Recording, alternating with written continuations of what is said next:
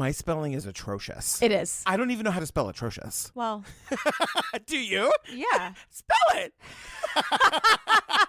A-T-R. Whatever. I'm not the one on trial here. The strangler is. Because I'm like atro-riotous. Yeah. Well, you also like tweet things and then they get a big reaction, but I'm like, there are 16 typos on this topic. You know what I have to say to that? What? Jillian Pensavalli. Patrick Hines. I wonder if people really think I'm like, what? And like, I don't know what you're going to say.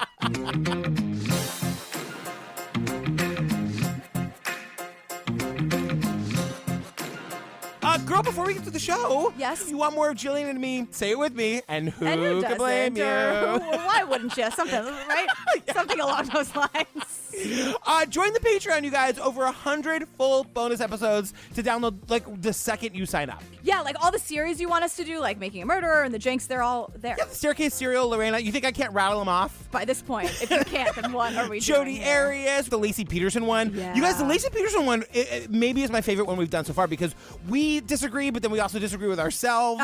We don't know what's going on. No one knows anything. It's a mess. Come join us, won't you? Join the Pates, you guys. It's so fun. We love it so much. Patreon.com/TrueCrimeObsessed. Yeah, ringtones and like AMAs, fun stuff over there. Here's the one thing we haven't asked for in a little while, what? You guys. If you're a new listener and you haven't yet gone to iTunes and given us that 5-star review, oh, right. We're a little over 13,000 reviews. I'd really love to get to 15,000. Oh, that would be nice. A nice round number. A nice 15. Like, that would be that would mean a lot to me. Sensible 15,000. Yeah. Come on.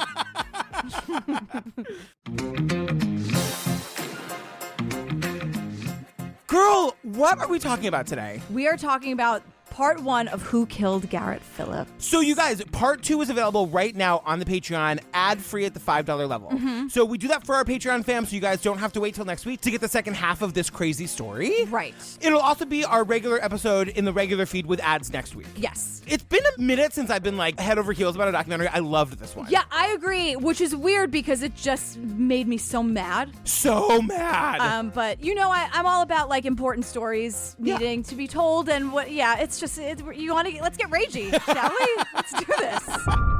The narrative of this case has been simple.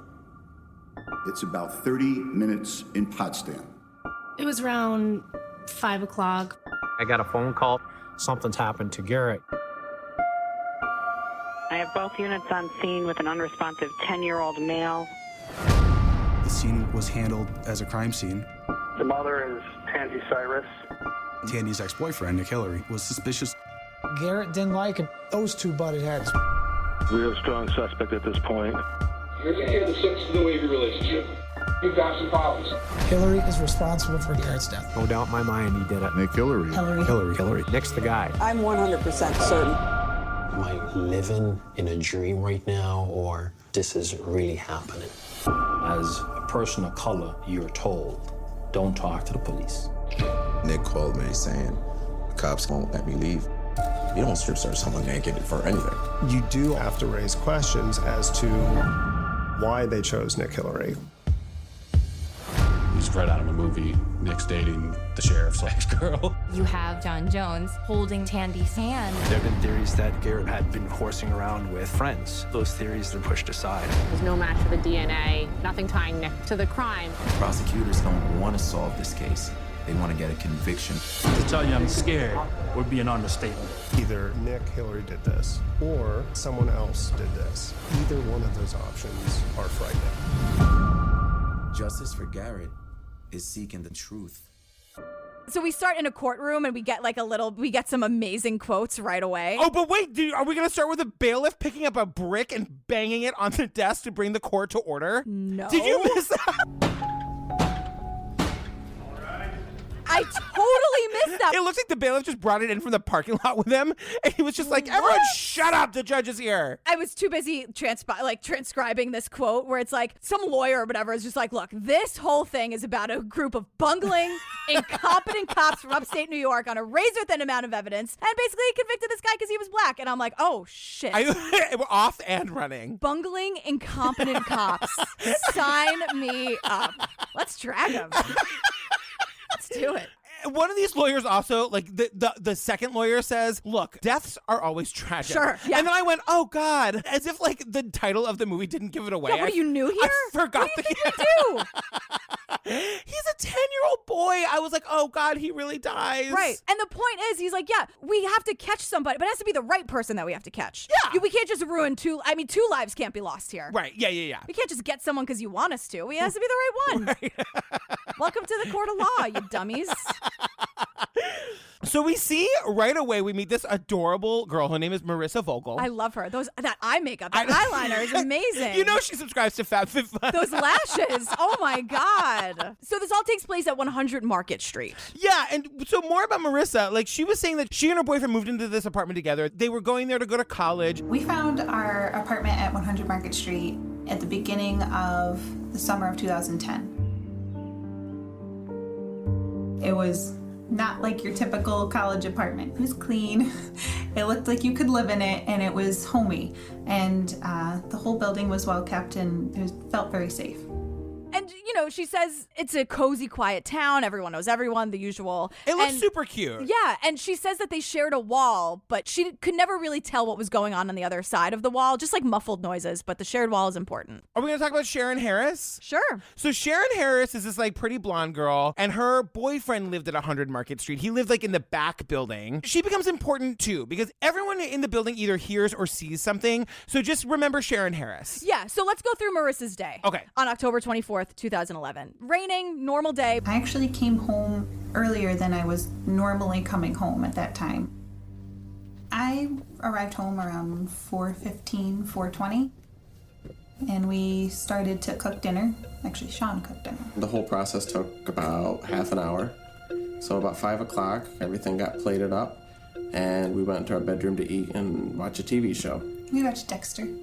We're big fans. Just a couple things to break it down. What kind of monsters are making dinner at 4:40 in the afternoon? I don't know, man. Well, maybe they had I don't know. Maybe they're just like, I'm coming home. I just want to eat. You want to eat now? Yeah. I'm hungry now. Let's just eat I now. guess. And then you like take it into the bedroom and sit and watch Dexter. And like, what was that, season 6? I know. Come on. So now Shannon is saying too, we get Shannon's timeline. And again, 5 o'clock, like right before dinner, like early eaters at 100 Market Street. And they're changing Andrew's tire. Andrew is her boyfriend. While Andrew was underneath the car, I kept hearing multiple noises, could not figure out what it was. I kept looking up there, couldn't see anything. They were hearing noises from Garrett's apartment. Right. And they had a direct view up to Garrett's back window. Right. Important to remember. So then back to Marissa. While we were watching the show and eating, we weren't really chit-chatting anymore, so we were just listening to the show, and that's when we heard the running and the crash. There was silence after the crash. And a few seconds later, we heard a moan for help. And it sounded like either ow or no. I mean, this was just hard to listen to. Right. And Marissa's like, it was a child. I don't know if it was ow or no, but she distinctively heard help. And I have in my notes in huge block letters, like, please, please, please tell me you went and investigated. They do. Yeah. Marissa is a total hero. Yeah. I'm obsessed with Marissa. They go right over, Yeah. pause, Dexter, boop, boop, whatever the TiVo sound is. You could have kept it going. You didn't miss much. When I knocked on the other door, I heard a slight noise behind the door. I couldn't tell you what it was, but then I heard a click. And it was one of those things where my mind instantly knew that it was a lock clicking. She hears the front door lock clicking. And the thing that, like, in the horror movie version of this, the murderer is right on the other side of that door. Looking through the peephole. That is so fucking terrifying to me. So remember, it's 5 o'clock. They're watching Dexter, whatever. By 5:08. It's almost bedtime. Right. Oh, yawn. By 5:08, Marissa's on the phone with the cops. She's got it. It sounded like something fell, and then it was either no or help. So it was a little weird. Okay, I'll have somebody check on it. Thank you so much. Thank you. Bye-bye. Bye. So she calls at 5:08. By 5:14, Officer Wentworth is on the scene. What's going on? So this is also very important. At 5:15, Officer Wentworth arrives to the apartment. He listens at the door and doesn't hear any noise. He then knocks again. This is on-screen text, which is why it sounds like I'm reading a script. Right, because you are. Because I am. He then knocks on the door and he hears what sounds like someone starting to walk around. Right. So he's not getting a response from the person in the apartment. So at 5:21, the dispatcher, the 911 dispatcher who spoke to Marissa, calls the landlord, Rick Dumas. So like 3 minutes go by and Officer Wentworth is like, I don't have time to wait for this landlord. Officer Wentworth can hear movement in the apartment. Yes. But it's 5:24, and that's a very important moment to remember. Yes. 5:24, he's now, because he knows someone is in there, he's like, bitch, answer the fucking door. Right. And he's pounding on that shit with the nightstick. So by 5:33, the landlord shows up, and I'm like, all right, he didn't make them wait that long. Sorry, landlord. Hey, Dumas, do you think he's spent his whole life being called dumbass? Yes, I do. I do. And I think that sucks. I think it's a real low bar to tease someone about their name. Just saying. Heinz ketchup? Come on. Life was miserable for me in That's like the first meanest grade. you got? That was not even close, but just name related. Yeah. I was like... I was like a little chubby, poor gay kid. You think Heinz ketchup is the worst? And you sounded like this since birth, probably. So then the dispatcher tells Marissa, like, girl, you were right. There is an emergency at that location. Marissa? Yes? They do have an emergency on that location. Could you assist me by going down and waving down the rescue squad when they arrive? Yes, I could do that. Thank you very much. The rescue squad gets there. It's an unresponsive male, about 10 years old. They're trying to do CPR. So then we start to hear the name Tandy Cyrus. Yeah. She is Garrett's mother. Yes. And they can't find her. They have no idea where she is. But the minute the dispatcher hears that name, they're like, whoa, wait, isn't she John Jones's ex-girlfriend? And I'm like, who the what? The mother is Tandy Cyrus. We don't know the child's name at this time. She's not here. We haven't been able to locate. Okay. Isn't she John Jones' ex-girlfriend? Yeah. Wonder if he's got a number. Then they get the chief of police on the phone, and he's like, Tandy Cyrus. You say, how do I know that name? And the dispatcher's like, bitch, it's John Jones's ex-girlfriend. And I'm like, who is John Jones? I know.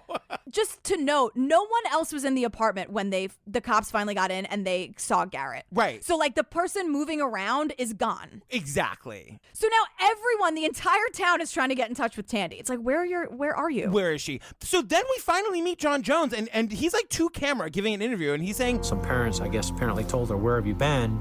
Something's happened to Garrett. You need to get to the hospital. And then she immediately thought of me first and called me because, I've always been dependable with Tandy. She can count on me. So John is the sheriff's deputy. Right. And her ex. Or is he? Look, I had this note for later, but I was like, this guy is really fucking problematic. I don't like him at all. No. He is very involved in this, and I think that also means he's involved in this. I totally agree with you. I'm saying it. Yeah. So we see, it's horrible. We see a picture of Garrett, like, on the gurney, and they pronounce him dead at 7:18 p.m. We learn he was 12 years old. Right. And the cause of death is strangulation and suffocation. Now, just a quick note about that. We've learned that is a super, super personal thing. Yes. That is not a robbery gone wrong. That's not what it is. Right. So now we see Garrett's grandparents, and they are his dad's parents. And we learn that Garrett's dad died of an aneurysm when Garrett was about 3. Yeah, and his paternal grandparents are saying things like, they were very close. They spent a lot of time together. And I think the grandmother says, we know so much. And I'm like, what? You know so much about what? Like, what? I used to come every single day. Now I come up usually once a week until it gets nice weather. And then I hook them up and have coffee with them in the morning, just thinking and drinking my coffee.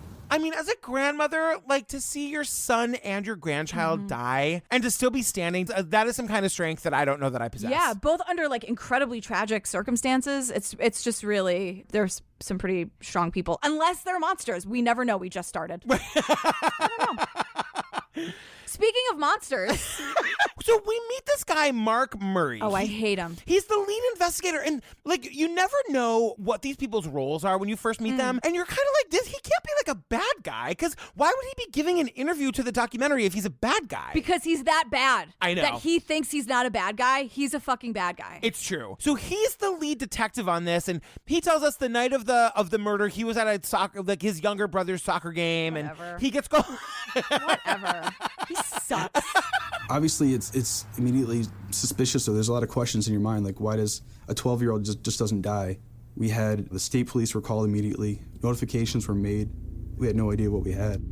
So now, like, we're back to the scene, right? And while they're photographing the third bedroom, the officers notice that the blinds on the window are bent outward. They're like on the second floor, I guess? Yeah. And so like there are cracks on the ledge outside and footprints that show like, okay, someone jumped and broke the sidewalk or whatever. And it's a long fall. I mean, it's like a solid, 20 feet or whatever. Right. And we cut back to Shannon Harris. Remember, she was the one who was outside working on her boyfriend's car with her boyfriend. Yeah. She had the direct view of that window. And she knows that they left where they were at 5:20. So we get the timeline at some point that he fled at 5:21. So this guy must have been looking out the window, waiting for them to leave. Like, what about, like, there's a cop on the other side of the door. He knows that. This cop's going to bust in. Begging with a patrol stick, open up. Offer the crumb key. Yeah, totally. And then finally they leave and he jumps out the goddamn window. Right. So now, back to John Jones. Yeah. If I may. John Jones is like the cop who's the ex-boyfriend of the mom. He tells us, again, with a straight face, like, dude, do you hear yourself? I know. He's like, I think we were just all in shock and didn't know how to take it. And I believe it was 3 or 4 hours later that I'd called my girlfriend. I said, I'm going to stay with Tandy and assist her through this difficult time. I call my current girlfriend and I say, honey, I'm staying with my ex-girlfriend to help her through this difficult time. I really don't like him. I know. I just don't like him. Yeah. I think it's all bullshit. Like, why are you want to meddle? Right. You know what I mean? I don't like him. Does he get a bell? Yeah, fuck him. God, throw the whole thing at him. More people I don't like. You want to just go down the list? Yeah. Gary Snell is from the state police. So here's the thing. Like, the local police and the state police are now working together. So this guy, Gary Snell, he just inserts himself into this situation. Yeah, and I also have a note that, like, we don't actually meet Snell. We just see a photo of him. And I was like, why is Mark Murray here, but like, this Snell guy isn't here? Yeah. Gary Snell from the state police had stopped on his way home because he resides in the Parrishville community as well. It's a tight-knit community. I think he had stopped at the family's house. They had their suspicions. They said the only person, they can't think of anyone who would want to hurt Garrett, number one. There were some things about Tandy's ex-boyfriend, Nick Hillary, that really concerned them. And so they shared those concerns with him. So the grandparents are saying, like, we think we know who did this. Remember, she was dating this guy, Nick Hillary. We never liked him. And we think that he may be the one who did this. And we think this because we know that Garrett and he did not get along. Yeah. Also, Tandy's white and Nick Hillary is black. And the funny thing is, we didn't necessarily learn that. No one ever says it explicitly at this point. Yeah, no, just their actions speak volumes. Right. And then, like, Nick Hillary is with us. He's our narrator here. So we start to see right away that, like, they don't have other suspects. They are just focusing on this Nick Hillary guy. Yeah, and because it's a 12-year-old, it's sort of all hands on deck. So we get like this DA investigator calling Mark Murray, the lead investigator, and he's like, so do you have all the suspects involved? Is it one? Like, what, like, what's happening, girl? And Mark Murray, that idiot, is like, well, we have very strong feelings about certain people. One person. We got some strong feelings about certain people, or one person, but we need that autopsy today, and we need the cause of death, but there's one person in particular that we want to talk to, so. The whole point of this section is that, like, they were never looking at anybody else because we start to see all these other possibilities. We're seeing social media tweets that, like, Garrett had friends over and they were horsing around and it was an accident. There's this thing, you guys, the knockout game. I used to play this game. You what? Are you kidding me? No, because maybe it's not the same game, but at high school dances, when other boys were busy dancing with girls and I was busy staring at the boys dancing with the girls, and I was bored, right. I would, like, sit to the side, and there was a game that we used to play where you would, like, breathe all the way out and somebody would push their hands on your stomach, and you would sort of pass out for, like, a second. Why don't you just do whippets like everybody else?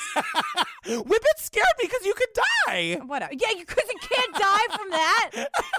That's not the knockout game. That's something ridiculous and horrible. But the knockout game is I used to play that with Emerald Weisler. He had the best hair. I was obsessed with him. Okay. So the knockout game is when people would basically, like, run up to an unsuspecting victim and sucker punch them and try to knock them out. What? Yeah. So the thing is, there were all these theories. Maybe the other kids did it. Like, Garrett wasn't well liked. Whatever the theories were. But all of those theories were pushed aside once they had their eyes set on this guy, Nick Hillary. So back to that guy, John Jones. Yeah, so it's 8:30 a.m. the day after the murder. Tandy, the mom, is being interviewed. And the on-screen text says, first of many interviews. Oh. Okay. All right. But she is at the police station with Matt Murray, the lead investigator guy, and this guy, John Jones, who like brought her to her interview. So her ex-boyfriend, John Jones, who is a police officer, brings her to her own interview and then sits in on the interview. And then that guy, Mark Murray, present day, says she wanted that, and that was accommodated. To do it over again, probably would have done it differently, but it definitely didn't affect the investigation, in my opinion. But it didn't affect the investigation anyway. So he says. Red flag all over the goddamn place. But also, this guy, John, isn't sitting there just like hanging back, letting her do it. He is physically touching her the entire time in a very obvious way, holding her hand. I mean, this is either an intimidation tactic or he wants to navigate waters in a certain way, but he wants to be calling the shots here, and it's very clear. So they tell her, look, we're really interested in your ex-boyfriend, Nick Hillary. Yeah. And then we like kind of flash back in time to 2.5 hours after Garrett's death because Nick Hillary has already been contacted by the lead investigator, Murray. Right.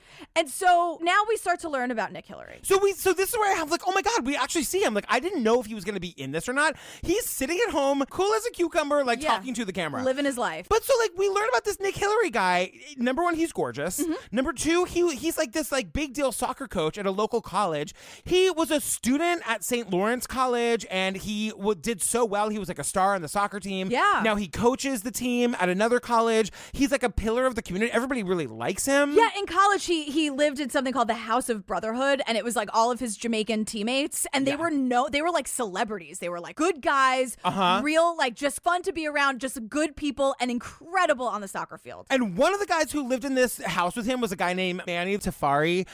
Remember him? I love him. I love him too. So now we learn like how Nick met Tandy. You know, I met Tandy in 2010. I would normally hang out with the coaches from the college, you know, after work or after a game. I'll sit at the bar, or she was a bartender. She would admire what I was doing, and she would ask questions, and, you know, she played soccer, so she understood, you know, the language and what I was doing. So that's how my meeting of Tandy all came about, was during that time period.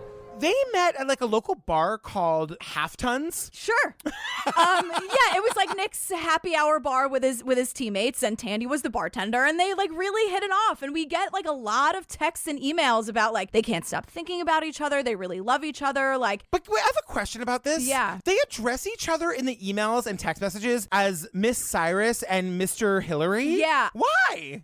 Maybe it's like, you know how couples have little, I don't know, maybe it's like a thing that they. Why don't you call me Mr. Hines? Because I'm not in a relationship with you. You're in a kind of a relationship with me. But not in like a lovey nicknamey relationship. You know? Right? Yeah. I was so caught off guard by that. I was like, it was very like Sound of Music to me. Yeah. Yeah.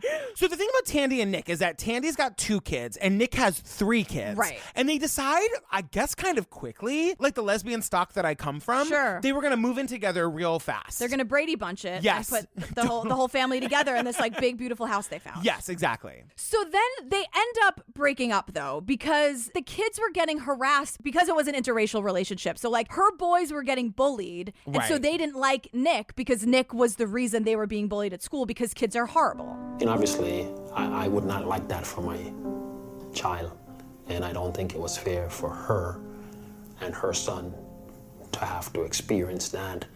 And I think that was one of the root cause as to why we made the decision that, you know, it would be best if she has her own aboard and I have my own aboard. When you really zoom out and you're like, everyone was so happy, they were so good for each other, it just makes me so mad. Yeah, let's get mad about it. Yeah, that's what we're here for. God. Why did we call this podcast Let's Get Mad About It? I'm like really into being mad today. I know. Like I'm happy to be mad today. That's how we do. Is that weird? No, it's great. Great. So they stopped living together. They would each have their own homes, but they were still kind of hanging out. So speaking of them each having their own homes, when Tandy decided to move out, that guy, John Jones, he knows everyone in town. He knows everyone with apartments, and he gets her set up at that apartment at 100 Center Street. I looked at it as the convenience of not being close to me It was the convenience for the boys. I guess I always put the boys first. Oh, it had nothing to do with getting her closer to me. The lady doth protest too goddamn much. Yeah. I was like, no one was thinking that but you, girl. Yeah. He also says this really annoying thing where he's like, I didn't think that she and Nick Hillary were still seeing each other, but I was enlightened that they were seeing each other. Okay.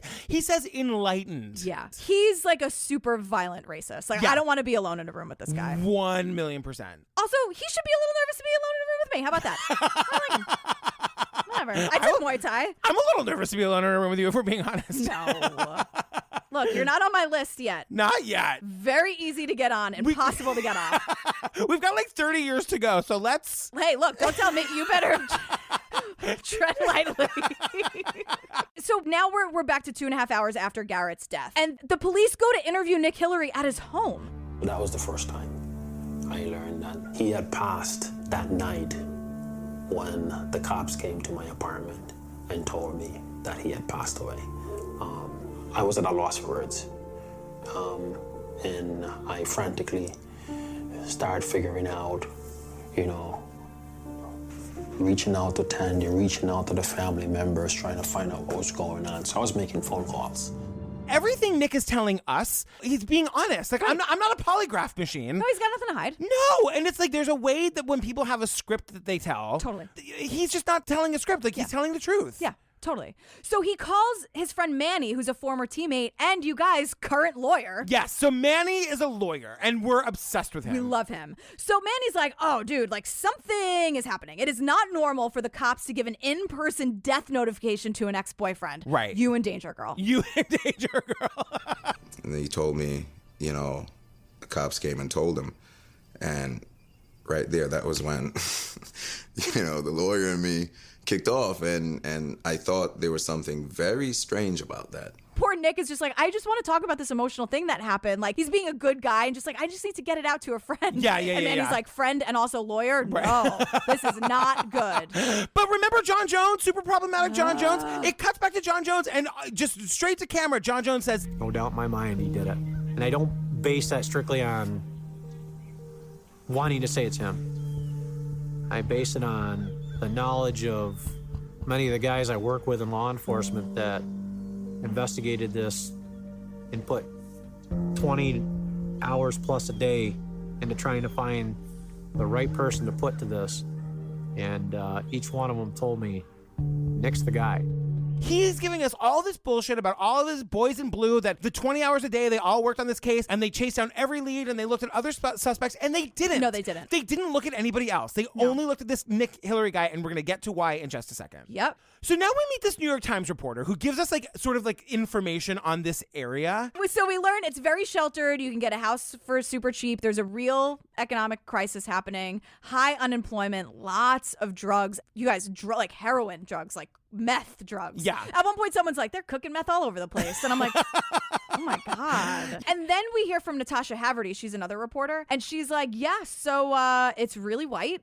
And it's situated in New York's prison country. So she says, it's a community in an area that kind of its lifeblood is corrections. And we think about racial dynamics, how a lot of white people's only interactions with black people are when they're in a uniform as a corrections officer, guarding inmates of color. It's just something to keep in mind. Just something to keep in mind. We definitely have way too many people of color in prison. And this is a white town. Just something to think about. That's it. And they say it's a big college town too. Yeah. So you've got this really interesting dynamic where you do have a certain conservative rural bent to it. Driving up here, you see a Confederate flag here and there.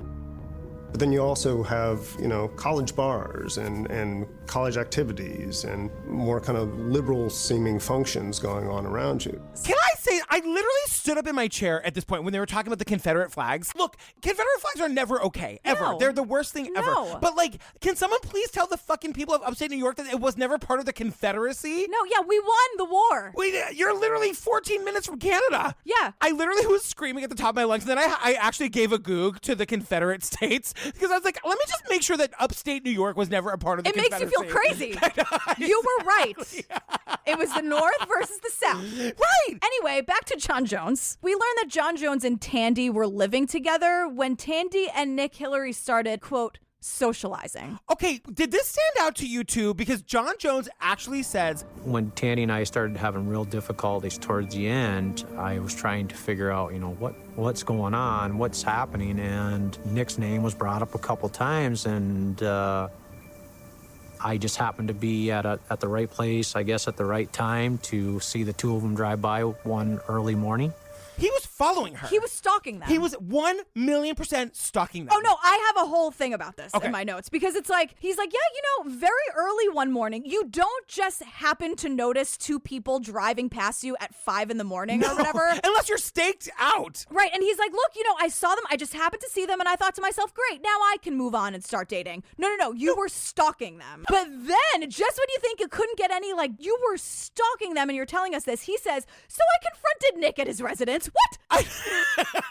And it's also that cop speak. Totally. I confronted him at his residence. No, you showed up to the dude's house and you threatened him. Yeah, and Nick is like, I was just hanging out with this girl. We weren't in a relationship. Yeah, Nick Hillary was about to be separated from his wife. So they were he was living with his wife. Right. But then the other thing is that then John Jones goes to Nick Hillary's wife, Stacia. Everybody says her name wrong. Yeah. It's pronounced Stacia. Stacia. He goes to Stacia and he's like, oh, hey, you're cool with the fact that your husband is hanging out with and probably sleeping with that bartender from that local bar. Such a shit stirrer. Yeah.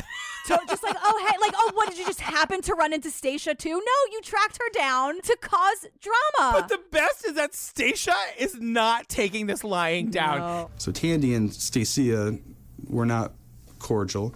There's some domestic incidents that happened in the interim. One in which Stacia was arrested for cutting up his clothes and dropping them off on the lawn of his apartment. Stacia takes all of Nick Hillary's clothes and cuts them into pieces. And throws them on the lawn.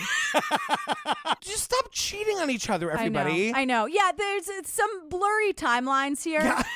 But again, it's bigger fish to fry. What about the timeline of when someone killed a 12-year-old kid? That's totally the timeline agree. I care about. So basically, where we are, everybody, now Nick is dating the sheriff's ex-girlfriend. This is not going to go great. Yeah, and this sheriff is not stable. Right, no. At all. Yeah. And a little obsessive and definitely a stalker. So now we're back to Tandy's first police interview, that filmed interview that we see where John Jones is just touching her the entire time and trying to run the show. So it's at the end, everyone's getting up to leave. So John Jones and the lead detective guy, Mark Murray or whatever, they're speaking in hushed tones. And they don't really want people to overhear or see what they're doing. And Mark starts writing things down. Tandy is not in this conversation. Just John Jones is saying some stuff to Mark. The build up Tuesday night into Wednesday morning is, we got to talk to Nick again. There's just too much. There's too much stuff here. We're clearing everybody else as, either alibied or precluded for a number of reasons. We've got to find out there's more to this with Nick's involvement. Then we get Tandy's written statement. Right. And this is when Nick says outright to us, in a zillion years, I would never think that she would throw me under the bus like this. He's like, she knows me. She knows my heart. She knows I am not capable of doing this. And he's like, it's very clear to me that she was intimidated and manipulated by the people in that room. Because in her statement, she's like, looking back, Nick was always awful and always wanted to hurt Garrett and all this stuff. And it's that's just not true. Yeah.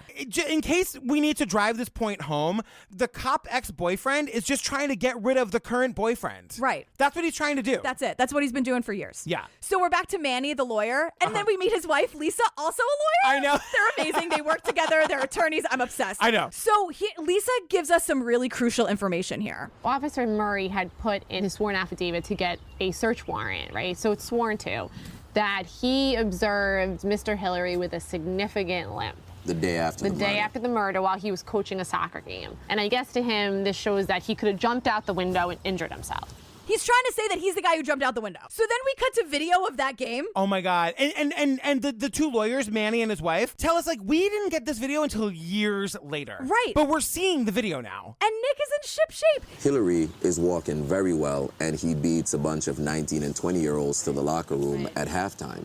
So why would a police officer in the middle of a murder case, only the day after, make up a story about a significant limp when he knows that there's none? Nick was fine. He didn't have a limp. You guys cut to Murray, the investigator, today with a straight face is There's points in time where he looks like he's walking perfectly fine, and there's points in time where you wonder if he's trying to conceal or he's got a sore leg.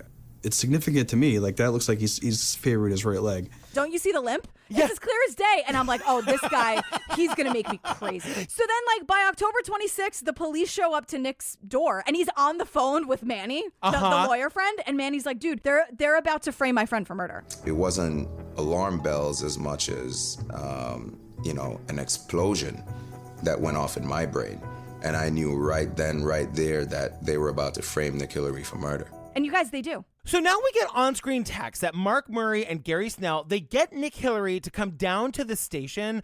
And the purpose of the meeting is to go over a student roster of Garrett's class. Right, that's what they say. That's what they tell say. Nick. Yeah, that's how they get him down there without a lawyer, without a fight. And Nick is like, I just want to do whatever I can do to help. Like, of course I'm going to go. Right, but he also says, like, look, as a person of color, you're always told not to talk to the police. Yep. But he goes, I didn't have anything to hide, and I want to help. I do care about this person, unlike John Jones. Yeah. So this whole thing, this is the rest of this episode, and it is so infuriating. So they're talking to Nick about Tandy. Yeah. And everything they say, they're just trying to bait this guy.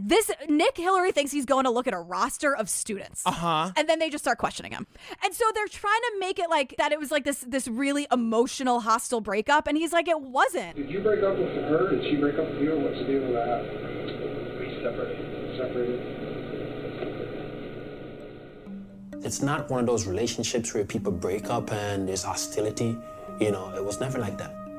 Quite the opposite. So it was very surprising to me to have learned all these stories as to what was going on with our relationship.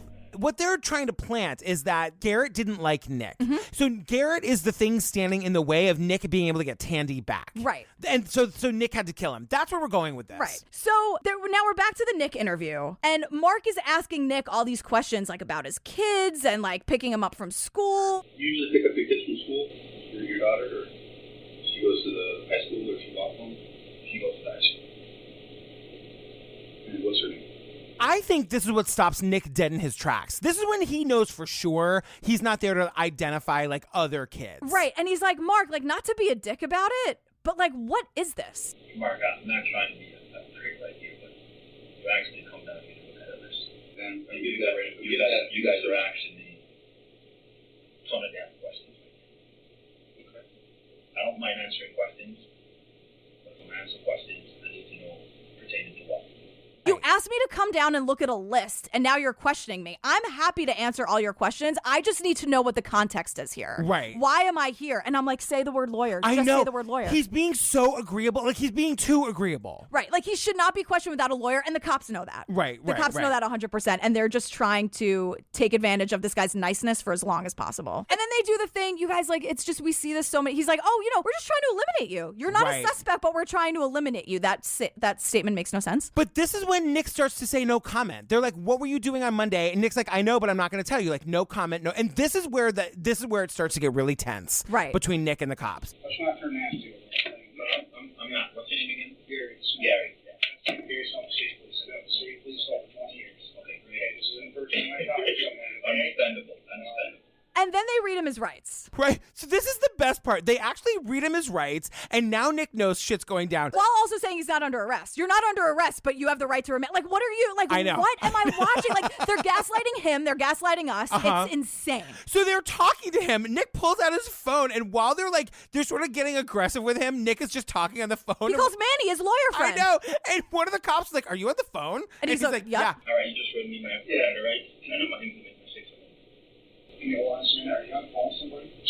Because Nick says the magic words. He goes, I'm going to implement my 6th Amendment rights, which means I want a lawyer. But it's the fanciest way possible. The cop goes, meaning what? And Nick goes, you know what the 6th Amendment is. And the cop goes silent. The cop does not know what this is. I actually had to look up the 6th Amendment. I wanted to make sure, but he asked for a lawyer in the most formal way possible. And I think that was also a way for Manny to be like, he's on the phone with someone who knows their shit. Don't just say I want a lawyer. Say you are implementing your 6th Amendment rights, because that is a little bit of a statement there. Do you remember when I had to Google earlier if New York was one of the Confederate states?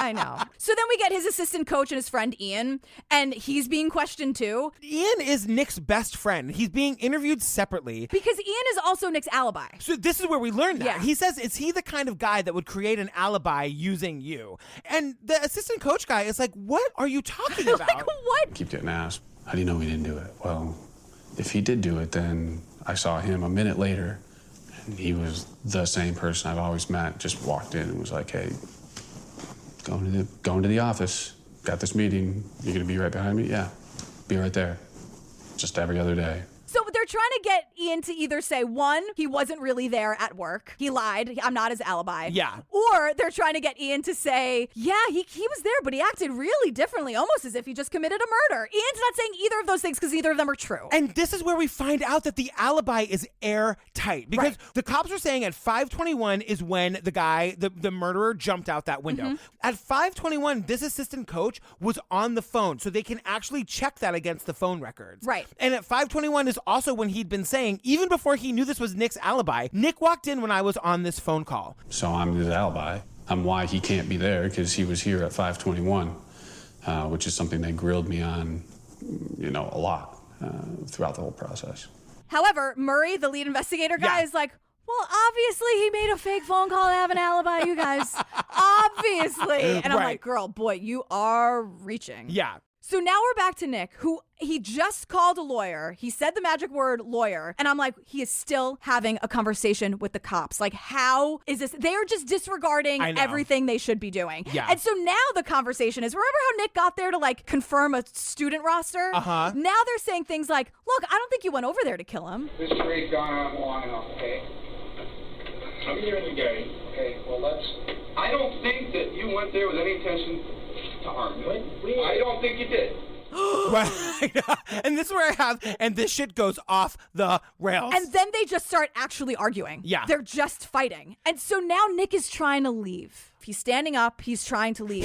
It's been made clear to him 40 times he's not under arrest. No. And they say to him 40 times, you can leave anytime. And then they're like, well, no, we're not going to let you leave without knowing exactly when we can talk to you again. And he's like, no. Right. Like, absolutely not. So he finally gets up, and Mark, that Murray guy, that investigator, he goes, there's a dead kid, Nick. Like, don't you want to help? And I'm like, oh. He's also, this guy, Mark Murray, is standing between Nick and the door. Yeah, and so is that other guy, Gary Snell. So they're physically intimidating him. They're blocking the door. They're not letting him leave. And today, Nick, to us, is like, knowing my right,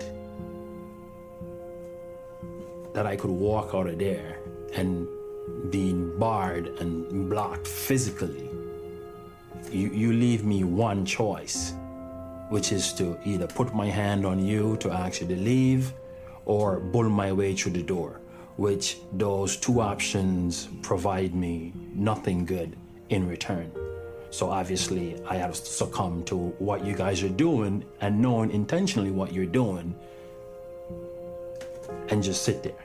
either I put my hands on a cop, or I get aggressive and they put me in a position where I am forced to stay. So the thing about this, Nick does everything right in this situation. He somehow has the presence of mind to know, don't touch these guys. Yeah. If I touch them, I'm under arrest. Yeah, and it's over for him. Yep, Like this exactly. story's done. Yep. And I don't know how you keep your cool like that, because what would it be like if it were me? Screaming. Yeah. I mean, it's just, he says it too. He's like, as a person of color, like there are things that he just knows to do. I know. Or things that he's been told, and now he's in this position and he's implementing them. And they tell him at this point that they are now applying for a search warrant to be able to photograph his body. And the thing is, like, they don't have an actual leg to stand on, so they're going on emotion. They're like, don't you want to know what happened? Don't you care about Garrett? And they say to him, look, we've got a press conference in 15 minutes. We can either say we're still looking, we don't have any leads, or we can say we've got a person in custody. Right. Like, what do you want to work with us, or you want to work against us? Right. This is when we learned that, like, Nick has called Manny, his lawyer, who's a friend. He's also called a local lawyer. And it's like, at different points, we see Nick on the phone trying to get Manny, and no one's answering. And that's when I'm like, oh my God, why aren't you answering your goddamn fucking phone? And then the cops are saying the same thing. Oh my God, when is Manny going to answer the phone? They take Nick Hillary's phone. Nick, we're going to need your phone. Give it to me now. Why have to give my phone? Because we're going to end up taking it. So you're done with the phone calls. You talk to your lawyer. Otherwise, we need your phone. I can't just give you my phone. Please? No. You got to give it to me. She's going to be calling me back. Well, she can call here to PD. I'm sure that that's illegal. They cannot just take his phone. So they took his phone. They're blocking the door. Yeah. I just have, it's all exclamation points and just like letters, because I couldn't like actually type words out. Because he's waiting for a call back from his lawyer, the phone rings. Hey, could I answer that, please? Allow me the opportunity, please. Allow me the opportunity, please. let me answer that. And they won't give him the phone back. Right. And he's saying it in like the least aggressive way that he, like, it's such such bullshit he has to do that. He's like, will you please give me the opportunity to answer my own phone that you took away from me? Yeah. You guys, Manny, God bless him, leaves New York City and gets upstate as fast as he can. It's a 7-hour drive. It's just insane. He just leaves. Yeah. He's like, Lisa, love of my life, I love you. I got to go help my friend. And she's like, girl, you should have left 2 hours ago. From that moment on, I mean, there has not been a day that has passed that Nick Hillary has not been discussed over our morning coffee or our nighttime glass of wine. I mean, it's been it consumes you. Yeah. It's in for a penny, in for a pound. It's nothing that we planned on getting this much involved in, but, you know, we had to act and we had to move in order to help Nick. So this is where we find out that like his local lawyer has shown up and the cops get the search warrant that they were seeking to photograph his body. This is when we're starting to see Nick in various stages of undress. You guys, they strip search him. They literally make him take his clothes off, like one article of clothing at a time. Right.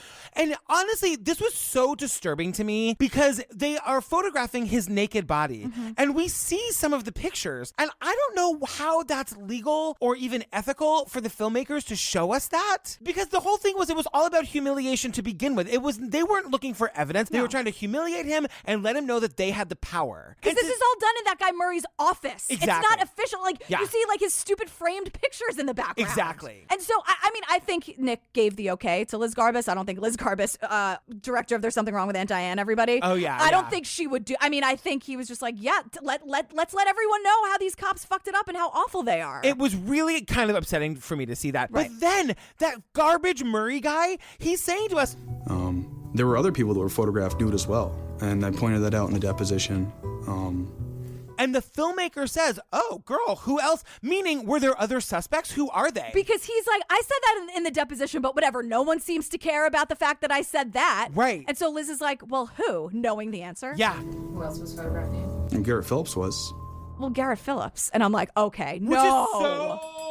It's so garbagey and disgusting. Because like this dead boy who's been brutally murdered. Like, did Murray actually think we were going to ask who the other, quote, suspects were? Right. He's like, no, other people were photographed nude, everybody. But he's saying it in a way that's like, I didn't say the word suspects, did I? I just said there were other nude photographs taken. Oh, fucking horrible. And so this is where Manny, the lawyer, is telling us, like, you know, Nick did the best he could under the circumstances because what the police wanted more than anything was to see Nick flinch.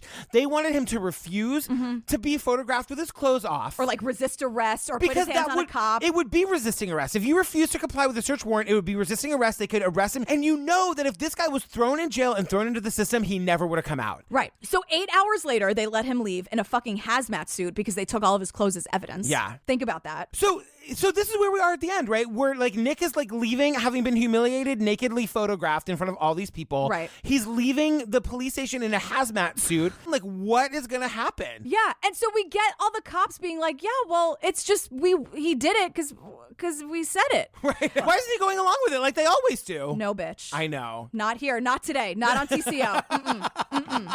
You guys, just a reminder, you can get episode 2 of this right now. It's at the $5 level, ad-free on the Pates on Patreon. Lady Pates. And it'll be the regular episode next week. Yeah, with ads. Yeah. Our ads are awesome, by the way. Yeah, just saying. You guys, just a reminder, if you want more of Jillian and me, or you want to just get part 2 of this ad-free right now, join the Patreon. Yeah, get mad with us, you know? Get mad. 100 full bonus episodes to download a binge right this second. Yep, The Staircase, Making a Murderer, Madonna's Truth or Dare. Lorena. The Staircase, Serial Season 1. OJ, Lacey Peterson, Jodi Arias. There's a lot. Disappearance of Madeline McCann. Yeah, nothing happens in that one, but we covered it for you. We talk a lot. Shit happens here between us. It's true. But nothing really happened in the documentary. I can't even stump you with what are we doing next because we're doing part 2 of this next week. Yeah, I know the answer. I know. I like knowing. Girl, tell the people where they can find us. They can find us at truecrimeobsessed.com. They can find us at True Crime Obsessed Podcast on Instagram, at True Crime Obsessed. No ED on Twitter. Yeah. You guys stay tuned for the outtakes. The outtakes are going to be good, and we don't really have a trailer to play because it's just part 2 of this for next week. Yeah. Are you mad yet? How mad are you? I'm really, this made me really mad. Well, I mean, the fact that it's like 40 minutes of just watching like horrible, like just, I know. It's almost in slow motion. We're like, did they just take the phone? Oh my God, they took the phone. Oh my God, they're blocking the door. Like, just when you think it can't get worse, I know. Here we are. We love you. We love you. Thanks so much. All right, bye. Bye. riotous. That's it.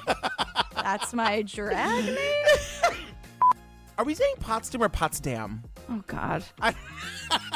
Just pick one. They'll be fun. Marissa's not going to be mad. Yeah. She's never gotten mad in her life. There's a bridge we drive over every time we leave the city, and it's called Jerome's Dam Bridge, like dam, like a dam that like beavers make. Like Jerome's Dam. Yeah, but the GPS ladies, I was like, head over Jerome's Dam Bridge. Yeah, this goddamn bridge. Yeah, I love it. Yeah, I love shit like that. And it's the every goddamn bridge, Jerome. Jerome and his damn bridge at it again. I don't even have a list. Oh, God. Yes, you do. There are people that you just don't like. I'm trying to think. I can start naming them. You don't have to bleep it, but I can definitely start naming names of people you just don't like. Yeah, that's true. Because I cannot imagine a worse life than being a goddamn landlord. Right. That would be the worst. All hours of the night. Is that why they're so terrible most of the time? It's always me calling, being like, I saw a cockroach and it is not my job to get it out of here. You come here and get rid of this cockroach. Do it. Thanks. There was the Onion headline this week that is being shared all over Facebook. It says, cockroaches feeling really good about the trajectory of the planet. Oh, God. I hate everything about them. Are they dead yet? I want them to be dead.